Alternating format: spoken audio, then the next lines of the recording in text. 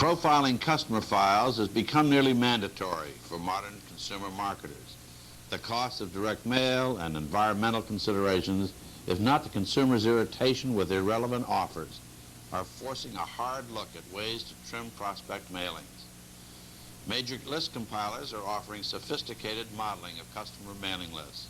The goal is to identify the significant characteristics in terms of demographic and psychographic data of top-performing segments. The findings are then overlaid on prospect lists to find those prospects which will perform like the top quintile of any customer file. Metro Mail, Donnelly Marketing, NDL, R.L. Polk, and TRW with the RUF Corporation are making impressive gains. Let's take a look at a Worldbook case. Direct Marketing's Bob Stone and Martin Baier completed such a project for Worldbook in 1991 using the RUF system. The three men who crafted the definition of direct marketing happened to be together in October of 1992 during the Professionals in Direct Marketing program at the University of Missouri at Kansas City. During a break in week-long sessions, we talked about this surprisingly successful test. Let's join the conversation. We're here for a serious reason today to explore some of the new technology in working with database, principally profiling, Martin, is that right? That's a good way to describe it. The RUF organization of Olathe, Kansas, are into really high-tech segmentation. And Bob Stone graciously agreed while at this PDM, this fourth annual PDM session. Incidentally, we're in one of the conference rooms at the University of Missouri, Kansas City right now, during the PDM program. Right, and so we thought we'd talk about Worldbook. Okay. Robert, you were present there for a short time. Yes. I served an interim term there by agreement, Pete, as president of Worldbook Direct Response. Right. And when I came in there, I was somewhat aghast at their database. I found they had a database of 4 million names. Right. Customers now, right? People that had bought Worldbook encyclopedias. Okay. And what I didn't know is how many of those had bought supplemental books. I had no profile of the people. I had no psychographics. And the thing I learned was that Worldbook Direct had tried a number of direct response mailings, tested them against the total 4 million list, and practically none of them had met quota. So I said to myself, here is a list that's made up primarily of customers that bought from a direct salesperson. Right, okay. So they didn't even mail in an inquiry card in the first place. The direct salesperson called. Made the sale. Cold. Yeah. There were, among the names, those that had bought through the salesperson and then were approached via the mail to buy supplemental material. And I found that management before me had investigated the possibility of profiling this 4 million list. But when I pulled out the proposal, I saw that the estimate of cost to put this list in shape, as we like it in database marketing, was about $1 million. And I sure had no budget to cover that $1 million. So knowing how my longtime friend Martin Baier knew so much about database marketing, I said, Martin, this is something that's got to be done, but I don't have $1 million budget. And it was then that he introduced me to the RUF organization, and we talked about developing a segmentation system whereby the 4 million lists would be broken into 5 centiles. 5th centile being the least attractive, the first being the most attractive. Yeah. And I'm happy to say that I am not a computer genius. So I have no idea how they arrived at this. You can get an explanation from Martin or RUF. I'm a marketing guy that wants results. Yeah. So what I did, I developed a mailing package that offered 10 of the products, supplemental products, that were... And you developed this package for him, huh? Yes. Okay. And it was a typical multi-mailer with all the bells and whistles, all these Inserts. great things that work for us. Yeah. And conducted a test of 50,000 pieces Right. across the 5 centiles. Right. And Which RUF selected for you, huh? which he built into the system. Mm-hmm. And then from the results of this 50,000 mailing, we were able to get an analysis of where our best prospects were against the guidelines set up by management, which was, you cannot roll out in any quantity on a test package unless you get 11% return on investment. So the chore was to find what segment of that list would meet the guideline of getting a 11% return on investment. And it was found that out of the 4 million names, 14% of the names fit the criteria. How did you find them? By mailing a cross-section of all 5 centiles. Right. And then identifying the orders, penetration into each centile. And it was found that centile 2 through 5, none of them met the quota of 11% return on investment. Only one did. Only one centile, 14% of the 20%, did.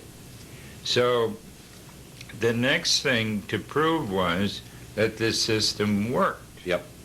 And taking the statistics from this 14%, it showed that we could mail 494,000 pieces of this package To your file.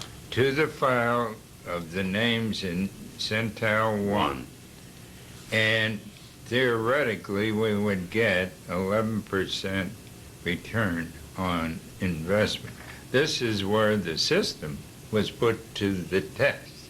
The rollout was made, and would you believe, Pete, the return on investment was 11.2%. You lucky dog. So, I pray a lot. Yeah. But Martin does too. this shows what can be accomplished with targeted, segmented marketing. Right. And, Scientifically valid. yeah, and verifying. Right. So really, Doesn't verify is not worth doing. well, exactly. But briefly, that's the story without going into all the Sure. technicalities. Now, Bob, this was exploring the 4 million files, the one that would create 11% return on investment. Were you able to take that experience and go out to prospect lists and apply the same logic in identifying those kind of people? This was at about the period that I had completed my contract with them, but I was told that they were taking this data to list brokers and saying, this is what we want, and that they were structuring a series of tests against that for this criteria. Now, the criteria was 11.2%, remember, on their customer base. Right. If management's willing to invest, they can set a quota of break even.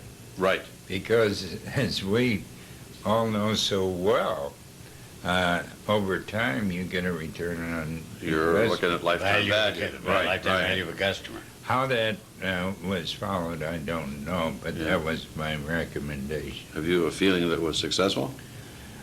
If it was done right, I think it was. Yeah.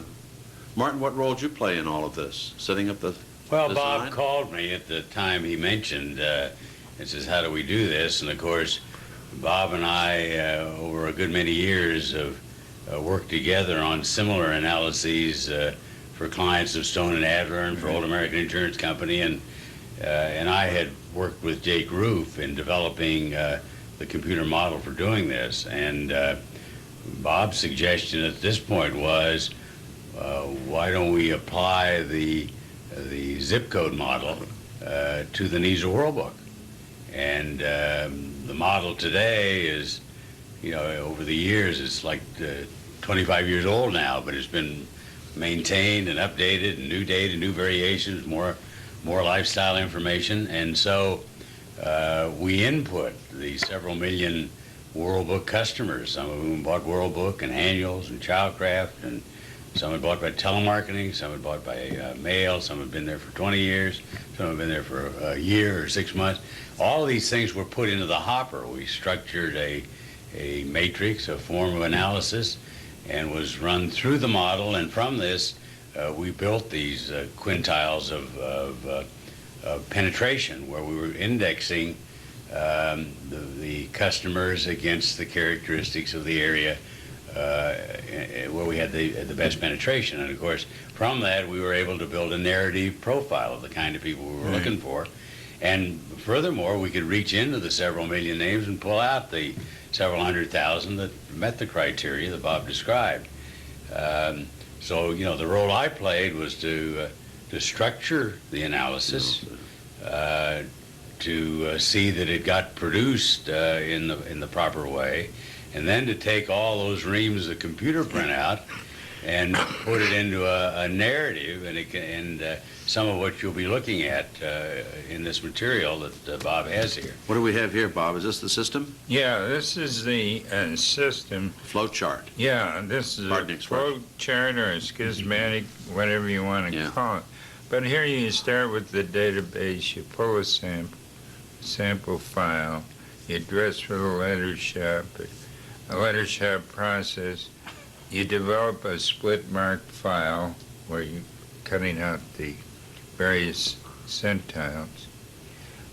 You score the customers, as Martin was... based upon the profile. Right.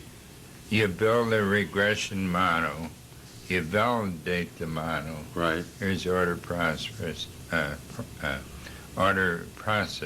and so on. Mm-hmm. But this is the guts of this Right thing. there. And the real proof of the pudding is if Martin Baier says in his report that if you want to increase response 60%, then mail this group. If you want to increase it 80% rate, mail a much finer group. Yeah. The real proof of the pudding is if I mail it, Baier, the way you say, will I actually get 60% improvement? Right. And Pete, here is a neat graphic. Oh, yeah. Showing, here's the 5th centile. In other words, if you mail all 5 centiles, you mail 100%. Right. So it comes down to the 1st centile. And as I mentioned, 14% of that, 20% made up the rollout list that produced 11.2%. It was not only predicted it would produce, but it did produce. Right. And that, we've got a lot of segmentation systems that'll do that. And here's proof of the pudding. See, this is the quantity mailed, 496,000. Here's the contribution to overhead, and here's expressed in a percent. Right. 11.2. Boy. So I can't guarantee it would be that accurate every time, but Because you got...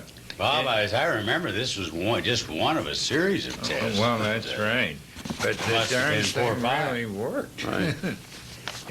and just think, what would have happened if they mailed the 4 million names? They'd have lost their shirt. See, up to that point, you had 4 million names. You couldn't mail any of them on this new product. None.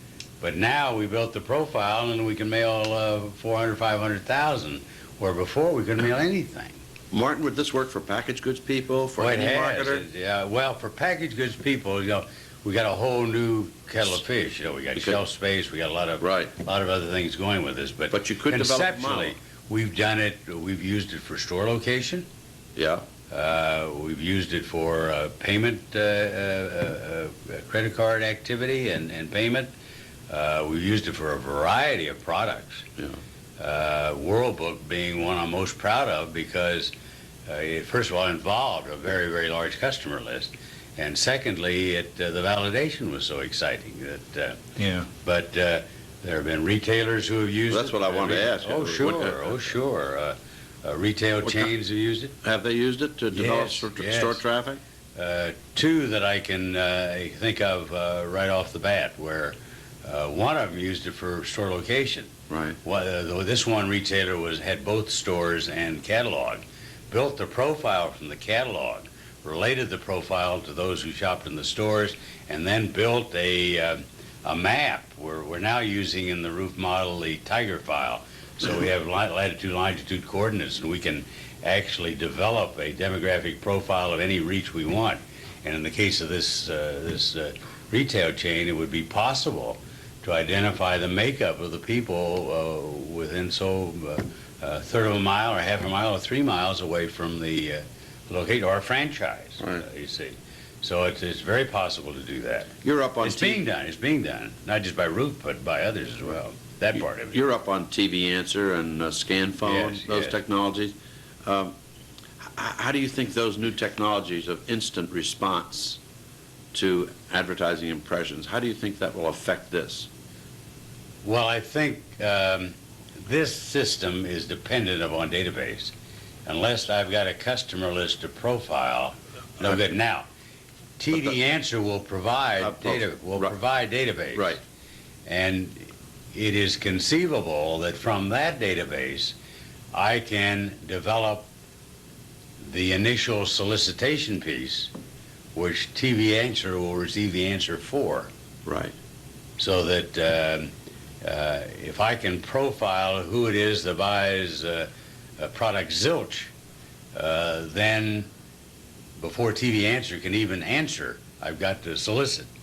And so the solicitation will utilize something like this based upon the database created through TV Answer or systems like that. Well, the question now is, CompuServe's interactivity or whoever.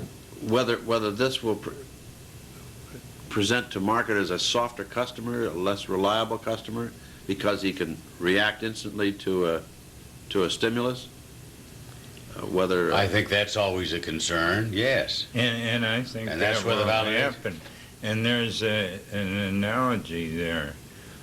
I hate to make statements that I fear might be misinterpreted, but most always a customer acquired via direct mail Yeah. is a better customer than a customer acquired via television, because the television inquiry becomes more impulsive Yes. and gets Easier. it quick.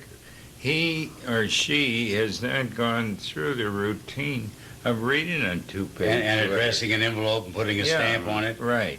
So I think the same thing would apply to this Sure. new Sure. approach. The easier you make, the more important the validation becomes. Right. Right. What else are you getting into, Martin, lately that you can talk about? Well, we've got some exciting things on the drawing board. I know you, Pete, as part of this whole recording, you will be visiting with the RUF people and looking at the hardware, software aspects of this. I'm working with a catalog company, the owner of which is a substantial company, is working on a PhD in electrical engineering, based upon the success which his company has had with similar models to this. Huh. And meeting with the rest of his dissertation committee at the university, 5 professors, including the chairman of the Department of Electrical Engineering, said, you ought to be teaching direct marketing in the College of Electrical Engineering, because that's where all the tools that are used Yeah. in this kind of thing come from. He says, it's really no different from sending a spaceship to Mars. Right. I mean, what's different between searching for Mars and searching for a customer? Yeah. So that the techniques we use, the operations research techniques we use, are the same. But the thing I've got to emphasize is in all the work that we're doing now, it's terribly important to be very scientific about it. Yeah. And use the proper tools and put your own personal biases and judgments in the background. You can put fancy names on some of these segments, but that doesn't make it so. That's why you need scientists around, That's right? right, To keep that's right. Electrical engineers. Yeah, right. Computer scientists. Yeah. They're the name of the game. That's what Jake RUF is. Yeah. Is that He what and it I is? worked together back to the original zip code model. Yeah. Jake and I worked together for 25 years. He's one of the few geniuses I know. You're eccentric. But it takes a lot of talent. But incidentally, Jake is also an electrical engineer, as is this catalog owner. Yeah. Yeah. Well, Robert, this is fascinating to get this testimony on tape. And Right. Martin, to hear from you, see how you interface on all these things. Yes. You're working A lot with of fun. You're working with a steamship company now, which we don't want to go too far with, but that's going to be interesting to go in and see what their customer is like and where there are more of them. It can apply to any database. Yeah. Store traffic, leads generated for salespeople, mail order responses.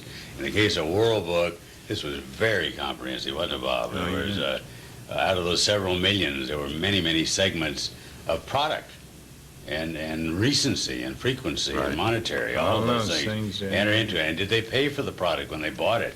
And where did telemarketing enter into? All of those things were in the original structure of the analysis. It's not as simple as saying, I have so many customers in this zip code. No. No. You really got to refine it. You fellas have got to get back to class. I don't want to Right, hold you yeah, anymore. I appreciate very much your Thank time you, Pete. talking about this. This is Pete Hoke for Direct Marketing Today.